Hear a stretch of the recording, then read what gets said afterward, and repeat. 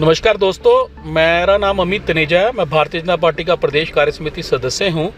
आज आपको एक अजीब चीज़ दिखा रहा हूं। मेरी और प्रधानमंत्री जी की कार, देश के प्रथम प्रधान सेवक प्रधानमंत्री मोदी जी की कार, सामने से मैं और वो एक ही रोड पे हैं। कितना बड़ा सिक्योरिटी लैब्स है, और वो सामने 10 मिनट खड़ी रहने के बाद यू टर्न लेके वापस आ रही है। मतलब फिरोजपुर से 10 किलोमीटर पहले की ये वीडियो मैं आपको दिखा रहा हूँ कि प्रधानमंत्री जी का काफिला मतलब फंसा था और पुलिस उसको भी निकालने में नाकामयाब रही। और ये कितना बड़ा सिक्योरिटी लैप्स है पंजाब सरकार का, पंजाब पुलिस का। जिम्मेदार अधिकारियों पर तुरंत कार्रवाई होनी चाहिए।